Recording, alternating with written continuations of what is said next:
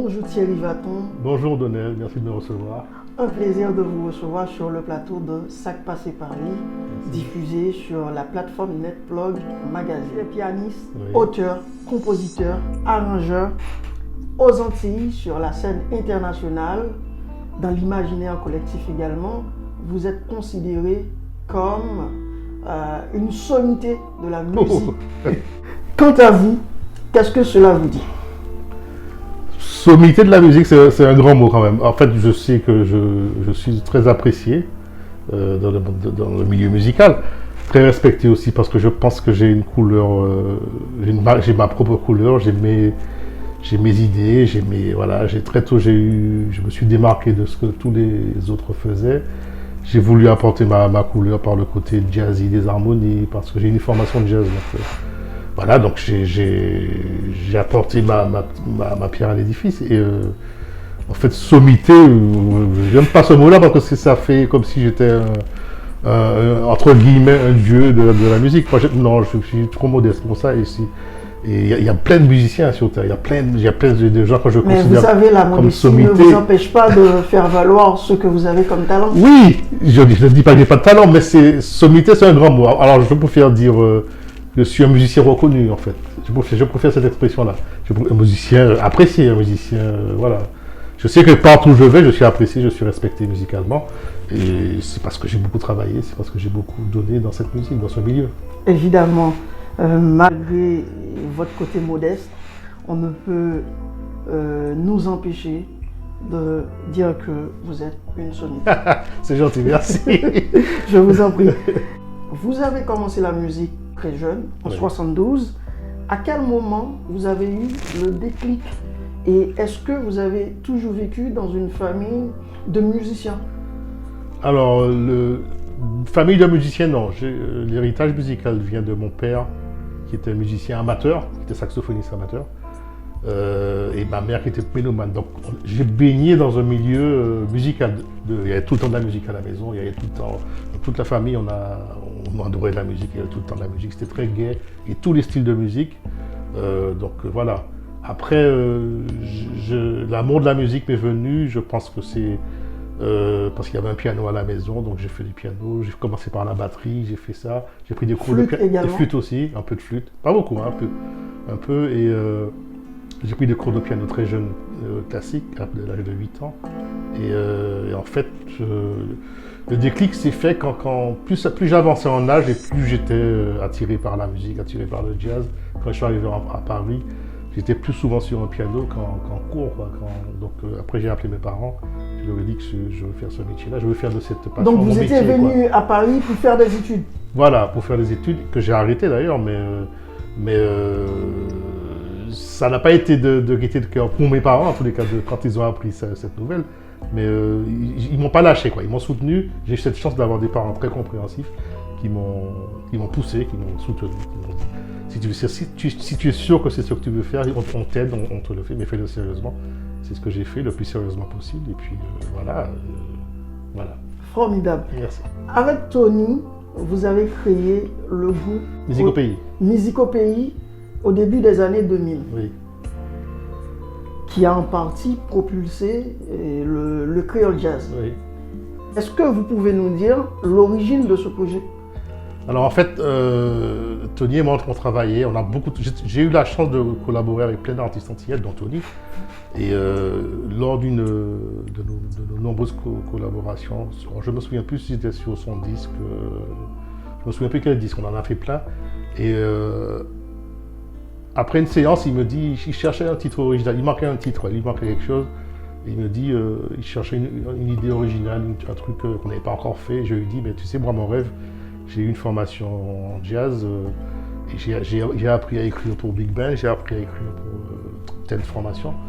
Et je lui ai dit, moi, mon rêve, c'est d'avoir un Big Band qui joue notre musique, quoi, qui joue nos arrangements.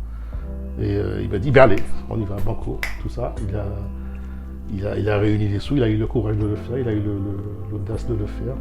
Et les épaules, parce que c'est pas évident. Et voilà, j'ai fait mon premier arrangement Flebokai sur une composition de... Oui, le premier titre que vous avez enregistré, c'est Flebokai. De C'est vous qui l'avez Arrangé, ouais. Arrangé? Pas composé, arrangé. C'est une D'accord. composition de Polo Rosine du groupe Malavoie. Il y a une différence entre composer une chanson et l'arranger? Oui, c'est-à-dire qu'en fait, une composition, c'est une mélodie. Une composition, c'est, quelle que soit la personne, si vous chantez sous votre douche, si vous chantez là, là, là, là, là, là, là, là, là, et que vous en faites un disque, c'est une composition. D'accord. Par contre, derrière ce là, là, là, là, là, là, là, là, on peut mettre toutes sortes d'accords. D'autres Toutes sortes, accords. on peut faire en reggae, en salsa, en bossa, en tout ce que vous voulez, en compas, voilà. Donc, c'est ça l'arrangement. D'accord. Parlons du compas. Quelle expérience vous avez fait dans le monde du compas? Alors, le compas, c'est une musique qui a bercé mon enfance parce que on a été, entre guillemets, bon, je dis pas ça méchamment, mais on a été colonisé par cette musique-là. À l'époque, moi je me souviens des mélodies, c'était super. C'était les mélodies. Moi je suis dans l'ancienne école, hein, les Frères des gens, quand Magnum Ben est arrivé, ça, on a tous fait clac, Tabou Combo, tout ça. L'époque, dans les années 70 en fait. Le mot est assez dur, coloniser. J'ai bien dit entre guillemets, j'ai bien dit entre guillemets.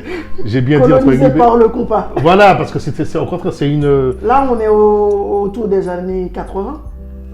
Un peu avant, parce que moi je suis arrivé en 82 en France, donc il y avait déjà du compas, il y avait vraiment les années 70. les difficiles, tout ça, tous les difficiles de Pétonville, les Frères des gens, Tabou Combo, il y avait les Chleu, il y avait tous ces. Bon, on écoutait ça, il ne faut pas le prendre mal, hein, nous coloniser. Non, c'était une blague, hein, c'était vraiment un truc. C'est-à-dire que c'est vraiment, en fait, c'est une référence, c'était une référence. Beaucoup, ces musiques-là en tous les cas. Haïtien, j'ai baigné dans ça, quoi. Il y avait des groupes aussi, il y avait Malavoie, il y avait tous ces groupes-là aussi. Formidable. Mais le compas, ça a bercé mon enfance. Voilà. Et qu'est-ce que vous avez tiré du compas? Les mélodies, le sens des mélodies, et ça m'a toujours impressionné. À cette époque-là, c'était des super mélodies, des super arrangements. Quand j'écoutais le Frère des gens, d'ailleurs, ça m'a un peu inspiré aussi au niveau du Big Band, parce qu'il y avait toujours des contre-chants derrière les mélodies, justement. Et vous qui m'avez posé la question, la différence entre composition et arrangement, quand j'écoute l'album L'Univers, en fait, c'est un album qui est tellement riche, par exemple, L'Univers, entre la mélodie, les morceaux comme Des Baquets ou je ne sais pas quoi, où vous avez la mélodie et tout le contre. Oui, effectivement. Des baquets. Il y a la mélodie et il y a tout l'arrangement derrière, le contre-chant, et c'est magnifique, quoi. Et je ne vais pas dire que c'est la naissance du Big Band, mais ça fait partie d'un travail de Big Band, quoi. Effectivement. Et si on parle de collaboration, vous avez côtoyé les plus grands de la scène musicale internationale, oui. Sans parler de tout ce qui a trait avec la Caraïbe, les Antilles. Je vais citer quelques noms. Oui. Vous allez me donner quelques anecdotes ou bien des souvenirs. Oui. Angélique Kidjo, qui vous surnomme le caméléon. Ah bon, le caméléon. Peut-être parce que j'arrive à m'adapter à tous les styles. Alors Angélique, c'est les débuts de ma carrière en France. Et j'ai fait les débuts d'Angélique, ça fait une trentaine d'années déjà.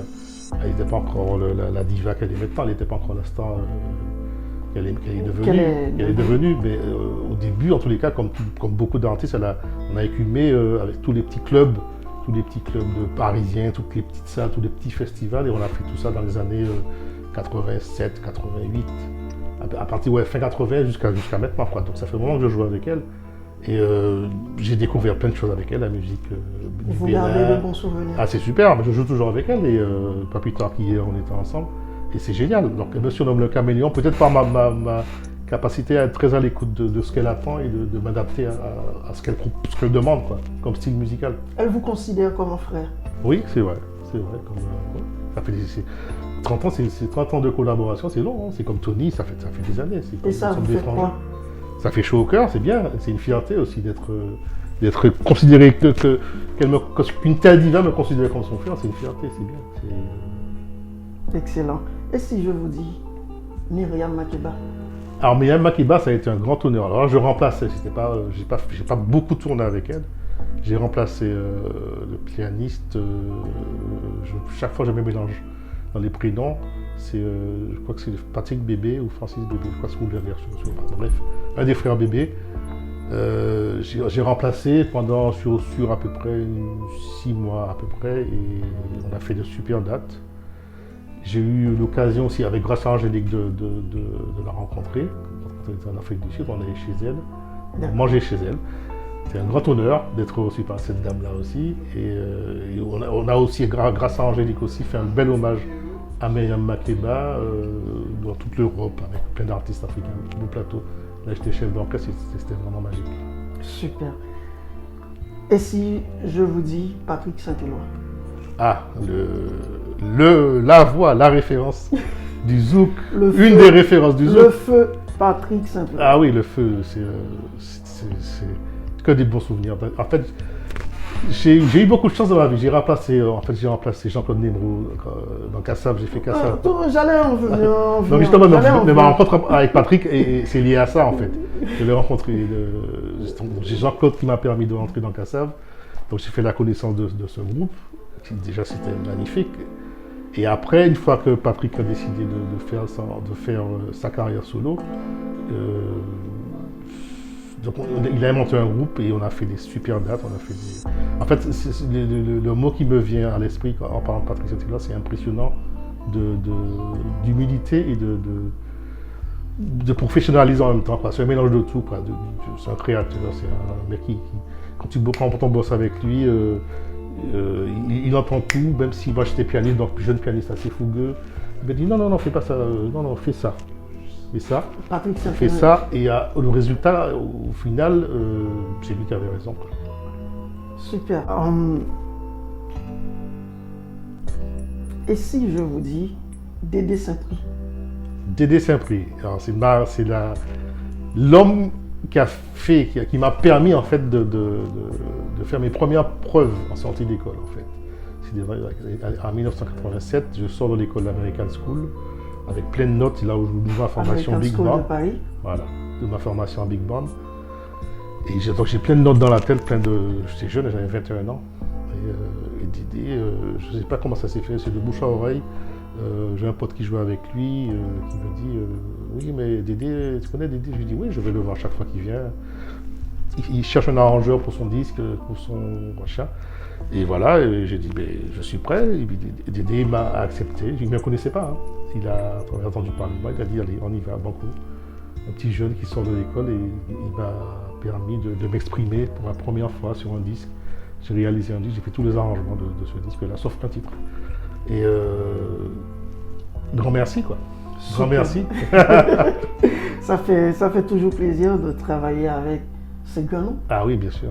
Ah oui, mais ce sont des noms qui nous tirent vers le haut en fait. Quel que soit ce qui se passe, ils nous rabaissent jamais en fait. Ils sont toujours en train de tirer de nous le meilleur de nous-mêmes et de nous tirer vers le haut. Chaque collaboration est une expérience qui nous élève, qui nous grandit. Super. Revenons-en à Kassav. Oui. Vous avez remplacé Jean-Claude pendant 1 an au sein du groupe Kassav. Expliquez-nous comment ça a été, l'expérience que vous avez faite au sein de ce groupe mythique qu'est Kassav. C'était magique, j'ai eu cette chance quand Jean-Claude est allé avec Peter Gabriel pendant 1 an. Et j'étais impressionné. J'avais jamais joué avec un groupe qui évoluait avec de telles conditions professionnelles. C'est la première fois où je m'occupais de rien au niveau du matériel. Tout était payé, tout était voilà, j'avais qu'à monter sur scène et jouer, quoi.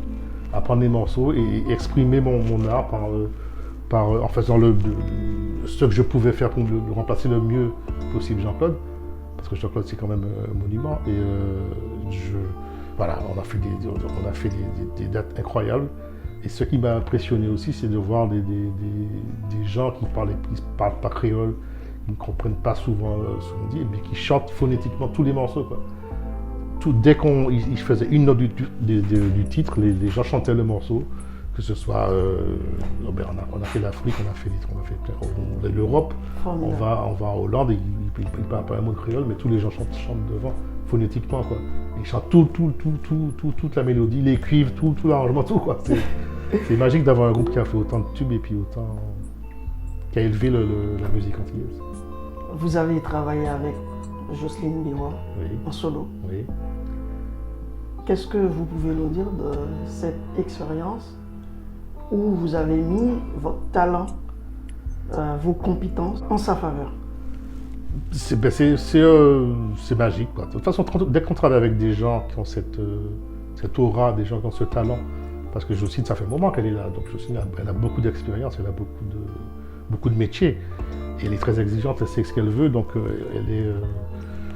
donc on est très attentif, on fait attention à ce qu'on écrit, on fait attention à ce qu'on fait. Et c'est magique chaque fois. La dernière collaboration que j'ai eue avec elle, c'était au festival de jazz à Vienne, je crois, avec Musique au Pays. Et elle est venue interpréter un duo avec Tony sur un standard Tony de jazz. Chasseur. Ouais, Tony Chasseur, un standard de jazz que j'ai arrangé, en version Begin. Et j'ai eu des frissons, j'ai failli. Il y avait Alain Jean-Marie au piano, j'ai pas joué ce morceau-là. Je ne l'ai pas joué, mais il y avait le maître Alain Jean-Marie au piano et la diva Jocelyne Béouin qui chante. Un arrangement de Thierry Vaton, j'étais comme un bébé, comme ça, j'étais les yeux ébahis. Épatant. Ah ouais, c'était terrible. Votre vie est rythmée de collaboration. Oui, Qui dit collaboration dit expérience. oui. Qu'est-ce que vous retenez de toutes ces expériences? Chaque collaboration est enrichissante. Chaque artiste est unique et chaque artiste. Alors, il y a plein de gens qui me disent, au début de l'interview, vous disiez sommité. Moi, je pense avoir la capacité d'être à l'écoute de chaque artiste et d'arriver à déceler, pas tout le temps, mais bon, il y a des artistes qui sont plus ou moins difficiles à cerner, mais d'arriver à déceler ce que l'artiste attend de moi. Donc, toutes ces collaborations m'enrichissent et me font grandir musicalement et ils font que maintenant ça a affiné mon écriture, ça a affiné ma plume, comme on dit. Et, je peux m'adapter à beaucoup, pas toutes les situations parce que je ne maîtrise pas tout, mais on va dire entre guillemets que je peux faire, comme Angélique dit, je peux faire un peu le caméléon. Parce que voilà, et puis, Vous vous adaptez. Voilà, je m'adapte au maximum. Et puis il y a quand même un lien qui est fort entre toutes ces musiques-là, parce que ça reste quand même le lien qui vient de l'Afrique, quoi. J'ai écouté des rythmes avec Angélique du Bénin, Oui. et où il y a des rythmes aussi à Haïti, où je me dis, mais c'est la même chose, quoi. C'est pareil, c'est les mêmes racines, c'est les mêmes, le tibois est le même, le ceci est le même, le ta-ta-ta-ta est le même, le groove est le même. Donc quelque part, si on fait attention à ça, si on respecte les codes musicaux de chaque rythme, ça se rejoint, quoi. D'accord. La question que je m'en vais vous poser, c'est par rapport à votre rapport à la nouvelle génération. Quel est votre apport à la nouvelle génération, que ce soit aux Antilles, que ce soit à Paris, voire dans le monde? Avec quel genre d'artistes de la nouvelle génération vous travaillez, vous collaborez? Alors, pour être honnête, je ne bosse pas beaucoup avec la nouvelle génération. Il y en a qui font appel à moi parce que j'ai un nom, parce que j'ai une expérience pour tel ou tel projet, pour un piano, pour un arrangement de violon, ou pour un arrangement de cuivre, ou pour ceci, ou pour cela. Parce qu'ils savent que j'écris, que je suis arrangeur, donc voilà. Dès qu'ils ont besoin de quelqu'un qui écrit des violons, des cuivres, ou ceci, ils font appel à moi. J'avoue que, en fait, cette génération-là, elle bosse comme la mienne à l'époque, hein, on bosse entre nous, quoi, on bossait entre nous. Donc ils bossent le plus souvent avec des gens de leur âge ou de leur génération. Et voilà, donc mais ils sont bien. Après, je ne suis pas vraiment au fait de ce qu'ils font. Voilà. Je suis plutôt maintenant dans le créole jazz, donc tout ce qui est pop créole, voilà, tout ce qui est compas actuel, tout ce qui est zouk actuel. J'avoue que je ne suis pas trop dedans, quoi. Parlons du créole jazz. Oui. Vous êtes le maître en la matière. Un des maîtres, pas le maître. Un des maîtres. Le maître. J'accepte votre humilité. Enfin, déjà, maître, c'est un grand mot, mais on va dire que j'accepte ça, parce qu'il y a plein de gens qui m'appellent maître. Mais bon, allez-y. Parlez-nous un peu du créole jazz. De quoi est fait le créole jazz? Le créole jazz, c'est le mélange en fait du jazz et de tout ce qui est rythmiquement, tout ce qui est tous les rythmes roots de chaque lieu où on parle créole en fait. Donc si c'est Haïti, il peut avoir un rara jazz, il peut avoir un compas jazz, il peut avoir voilà. Je connais pas tous les rythmes à Haïti, mais en tous les cas, moi je suis martiniquais, on peut faire du beled jazz, on peut faire du cheval-bois jazz. Alors, si on va à la Réunion, on peut faire du maloya jazz, du sega jazz. Voilà, pour moi le créole jazz, c'est prendre les rythmes endémiques de là du lieu où on parle créole. Et puis mélanger avec les couleurs jazz, avec tous les codes du jazz, avec des improvisations, avec tout ça. Donc, on peut aller à Trinidad où on parle créole anglophone et faire de la soca jazz par exemple. Parlons Donc de, jazz, ça mélange tout ça. parlant de musique au pays, est-ce que le projet s'est arrêté ou le projet continue d'exister? Non, le projet continue d'exister, c'est de plus en plus difficile. Hein. En plus, là, on vient de vivre une année blanche, donc voilà, tout est arrêté. Mais non, il ne s'est pas arrêté, c'est juste qu'il nous faut des moyens. C'est lourd, hein, on est 18 sur scène, donc Tony a tenu ça avec ses propres moyens. Il a eu le courage, il a eu l'audace de le faire, et là, je le grand respect, je lui tire mon chapeau. Voilà, et c'est difficile, donc il faut que les festivals nous fassent confiance, on a encore plein de choses à faire, plein de portes à ouvrir, parce qu'il y a une connotation, dès qu'on parle de trucs créoles, en France en tous les cas, il y a la connotation, c'est la musique ils vont faire danser les gens, ils vont comparer, j'ai rien contre la compagnie créole, mais dès qu'il y a le mot créole, il y a un petit côté péjoratif qui fait que ça a du mal à ouvrir certaines portes, quoi. Alors qu'on fait du jazz, quoi. On a notre place dans tous les festivals de jazz, quoi. Après, il faut que les gens nous fassent confiance. Et ceux qui nous ont fait confiance ont eu de super succès chaque fois. Donc maintenant, il faut que ça aille plus loin. Mais c'est pas fini, hein, c'est pas fini. Selon vous, d'où vient cette manque de confiance?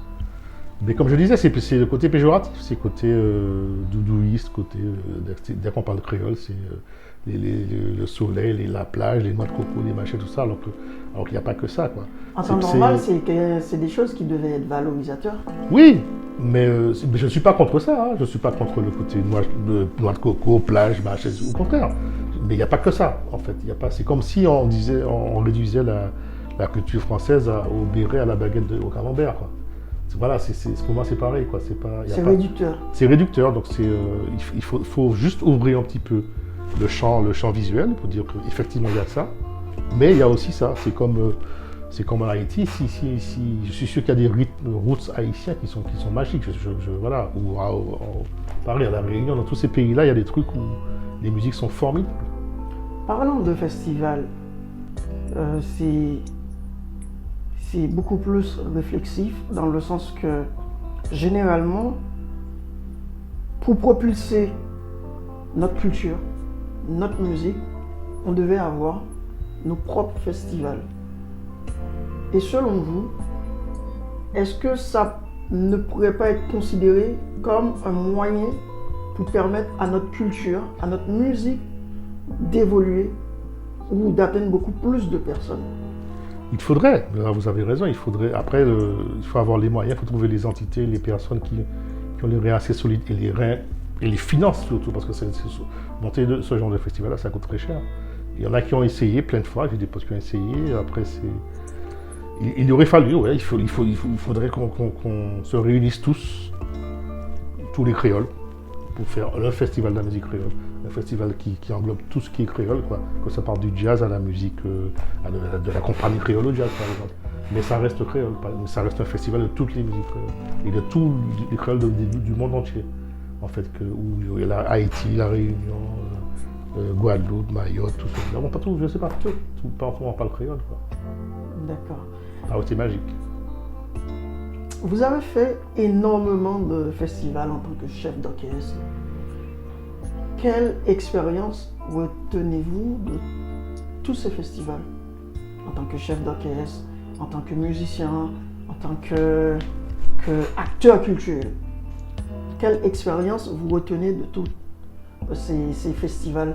Ben écoutez, après tout dépend de l'artiste avec lequel on joue.